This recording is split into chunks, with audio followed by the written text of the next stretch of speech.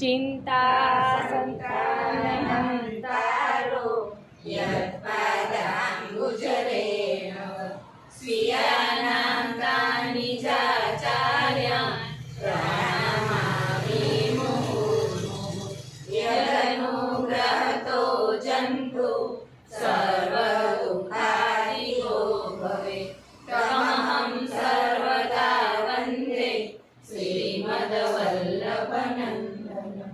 अज्ञानतिमिरान्धस्य ज्ञानाञ्जनशलाकया चक्षुरुन्मीलितं येन तस्मै श्रीगुरुवे नमः नमामि हृदये शेषे लीलाक्षिरातिशायिनः लक्ष्मीसहस्रलीलाभिः सेव्यमानं कलानिधिं चतुर्दिश त्रिभिस्तथा षड्भिः विराजते योषो पञ्चदारदये नमः पञ्चदारदये नमः पञ्चदारदये नमः। प्रिय रसिकजनो, जय श्री कृष्ण। जय श्री कृष्ण। આજે આપણે નવા સત્સંગ મંડળની મુલાકાત લેવા આવ્યા છીએ। અમારા ઘરની બાજુમાં ડોક્ટર રહે છે। તેમની ઘરે દરરોજ 5 વાગ્યે સત્સંગ થાય છે। તેઓ ભાગવતજી, ગર્ગ સંહિતા, બેઠક ચરિત્ર આ બધું જ ભાવદર્શન કરે છે અને ખૂબ જ સુંદર રીતે સત્સંગ કરે છે। તો આપણે ઘર ઘર ગ્રંથ ઉત્સવ ઉજવી રહ્યા છીએ, એટલે ભેટ સ્વરૂપે પુસ્તક પધરાવવા આવ્યા છીએ અને થોડુંક આપણે પણ બેઠક ચરિત્રનું ભાવદર્શન કરીશું કે જેના કારણે શ્રી મહાપ્રભુજીના સ્વરૂપને બેઠક ચરિત્રના રૂપમાં આપણે સમજી શકીએ। બોલો શ્રી વલ્લભાધીશ કી જય। શ્યામ સુંદર શ્રી યમને મહારાણી કી જય। શ્રી ગિરિરાજ ધરણ કી જય। વાલા વૈષ્ણવો, અહીં સત્સંગમાં 33મી બેઠક શ્રી છઠ્ઠીના બેઠકજીનું ચરિત્ર પહોંચ્યા છે। વાહ યારે વાહ। તો ચાલો તેનું ભાવદર્શન કરીએ। આ બેઠકજી પણ મધ્ય પ્રદેશના રાયપુર જિલ્લામાં આવેલા ચંપારણ્ય ગામમાં આવેલા છે। બેઠકજી પ્રકટ છે। અહીં પણ સેવા રીતિ ઉત્તમ રીતે ચાલે છે। ઉતારાની વ્યવસ્થા પણ સારી છે। રાયપુર રેલવે સ્ટેશન જવાથી બેઠકજીએ જઈ શકાય છે। વાહનની વ્યવસ્થા ત્યાંથી મળી રહે છે। આ બેઠકજીનું ચરિત્ર આ પ્રમાણે છે। શ્રી લક્ષ્મણ ભટ્ટજીએ શ્રી વલ્લભનું છઠ્ઠી પૂજન કર્યું હતું। તે જ આ જ જગ્યા છે, આ જ સ્થળ છે। આ વખતે કાશીમાં ગંગા કિનારે માધવાનંદ બ્રહ્મચારી નામના બ્રહ્મચારી તપશ્ચર્યા કરતા હતા। ગંગાજીએ પ્રસન્ન થઈ વરદાન માંગવા કહ્યું, ત્યારે માધવાનંદજીએ કહ્યું, મને વ્રજલીલાના દર્શન કરાવો।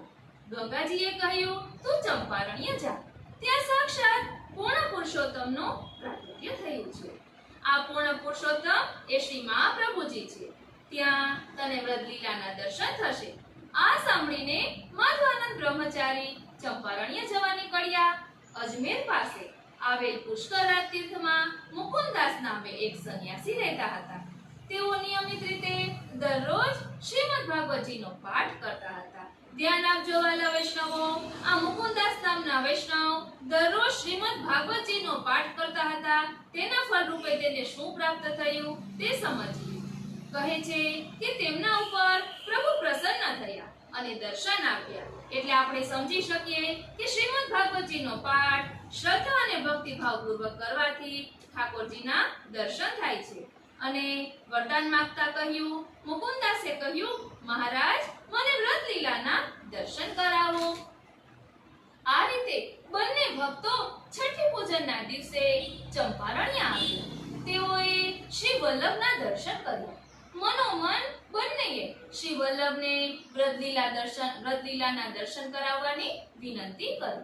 ત્યારે શ્રી વલ્લભની કૃપાથી ત્યાં તેમને દિવ્ય દ્રષ્ટિ પ્રાપ્ત થઈ। અહીં શ્રી મહાપ્રભુજીએ માધવાનંદ બ્રહ્મચારી અને મુકુંદાસ સંન્યાસીને વ્રતલીલાના દર્શન કરાવ્યા। ચંપારણ્ય કુંડમાં એક ચંપા વૃક્ષ નીચે શ્રી લક્ષ્મણ ભટ્ટજીએ માતા ઇલમાગારુજી સહિત પૂજન કર્યું। તે સમયે બંનેને પણ વ્રતલીલાના દર્શન થયા। બોલો શ્રી વલ્લભ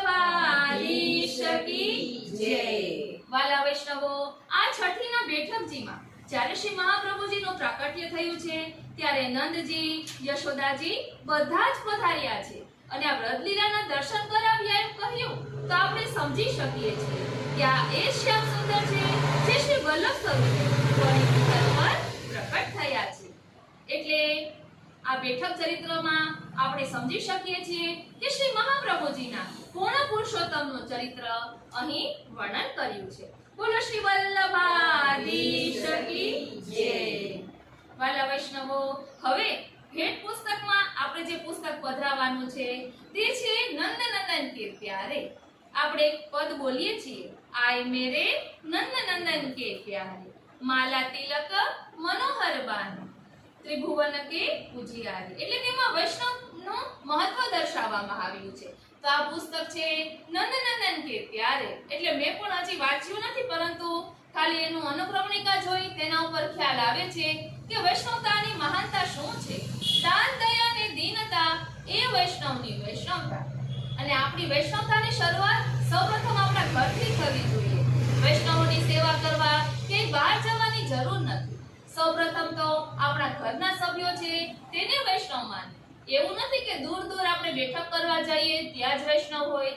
શરૂઆત ઘરના સભ્યોથી કરવી. અને કહ્યું દાન, દયા અને દીનતા.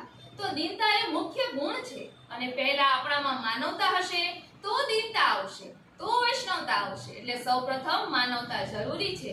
બધા જીવો પર દયા રાખવી, ક્યારે કોઈનું દિલ દુખાય એવું કરવું નહીં. કારણ કે દરેકના અંતરાત્મામાં પરમાત્મા બિરાજે છે એ ભૂલવું ન જોઈએ. બોલો શ્રી વલ્લભાધીશ કી જય. હવે આ બેન દરરોજ વાંચે છે અહીં પુસ્તક, એટલે આપણે એમને ભેટમાં પધરાવીએ કે જેમના કારણે બધા સત્સંગનો લાભ લઈ શકે. બોલો શ્રી વલ્લભાધીશ કી જય. હવે આપણે થોડુંક એમાંથી લઈશું કે જેના કારણે મને ખબર પડી જાય કે આમાં શું છે. વસંતબેન પરીખે આ સંકલન કરેલું છે.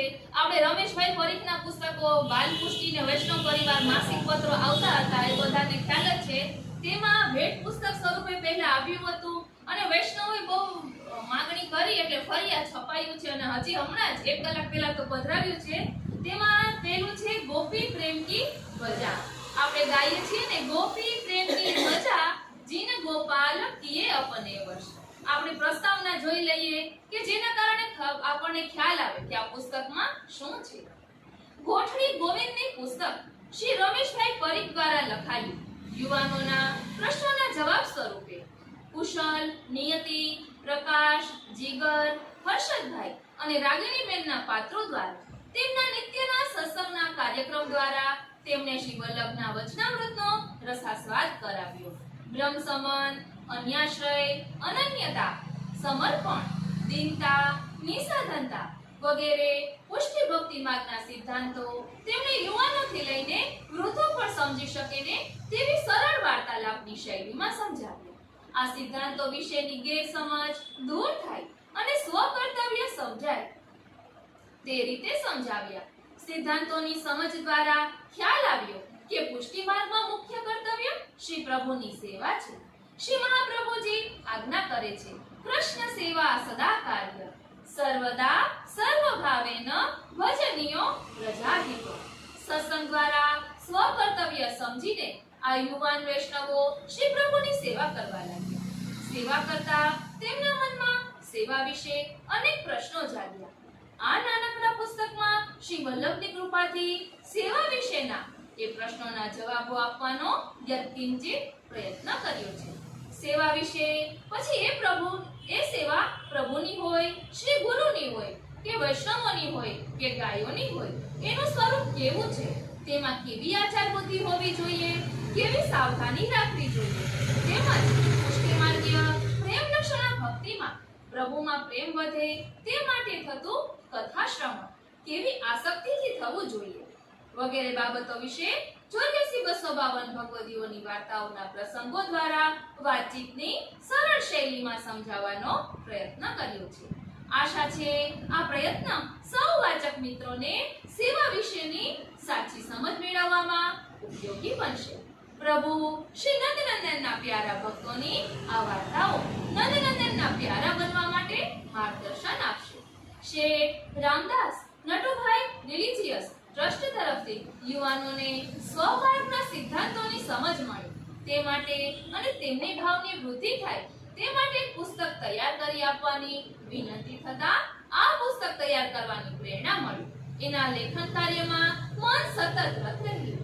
ભગવદીઓની વાર્તાઓનું અવગાહન થતું રહ્યું। બે ઘડી જીવ્યાનો આનંદ મળ્યો। એ માટે આ ટ્રસ્ટ અને તેના સર્વ ટ્રસ્ટીઓનો આભાર માનું છું। તેમના પ્રત્યે મારી પ્રસન્નતા વ્યક્ત કરું છું અને આ ટ્રસ્ટ તરફથી યુવાનોના ભગવત ભાવની વૃદ્ધિ માટે સતત આ પ્રકારના પ્રયત્નો થતા રહે તેવી શુભેચ્છા સાથે વિરમું છું। એટલે આ વસંતબેન ફરીથી આ સંકલન કરેલું છે અને પ્રસ્તાવના તેમને જે લખેલી હોય તે છે। હવે તો એ ભગવચરણાનંદમાં પહોંચી ગયા છે, પરંતુ ખૂબ સુંદર પુસ્તક છે। એટલે આપણે સત્સંગમાં તો બેસીએ છીએ રોજ, તો સત્સંગ આપણામાં પ્રવેશ્યો કે નહીં એ આત્મચિંતન કરવાનું। આપણે દરરોજ 84-252 વૈષ્ણવની વાર્તા વાંચતા હોઈએ તો એક વાર્તા વાંચવાની, પછી એનું મનન ચિંતન કરવાનું। અને ગાય જેમ ખાધા પછી ચરવણ કરે તેવી રીતે આપણે ઘરે ગયા પછી આજે જે વાર્તાઓ વાંચી હોય તેનું મનન ચિંતન કરવાનું અને આત્મચિંતન કરીને વિચારવાનું કે આપણે ક્યાં પહોંચ્યા છીએ, આપણે ક્યાં ચૂકીએ છીએ। તેવી રીતે આપણા જીવનમાં સુધારો લાવવાનો। ફક્ત કાનેથી સાંભળવાનું નથી, કાનને પડિયા બનાવી લેવાના છે અને એ અમૃત રસને ભરી રાખવાનો છે, એટલે હૃદય સુધી પહોંચાડવાનો છે। આ રીતે આજનો આ સત્સંગ શ્રીનાથજી, શ્રી યમુનાજી અને શ્રી મહાપ્રભુજીના ચરણારવિંદમાં સમર્પિત કરું છું અને એ જ વિનંતી ધરું છું કે અહીં દર્શાવેલા ભાવને અમે અમારા આત્મપટલ પર ધારણ કરી શકીએ એવી કૃપા કરો। જય શ્રી કૃષ્ણ। વાલા વૈષ્ણવો, બસ આપણે એ જ કહીએ કે તમે પણ આ પુસ્તક વાંચજો, પછી જરૂરથી જણાવશો કે બીજી વાર ક્યારેક આવીએ ત્યારે કે આપને આ કેવું લાગ્યું। બોલો શ્રી વલ્લભા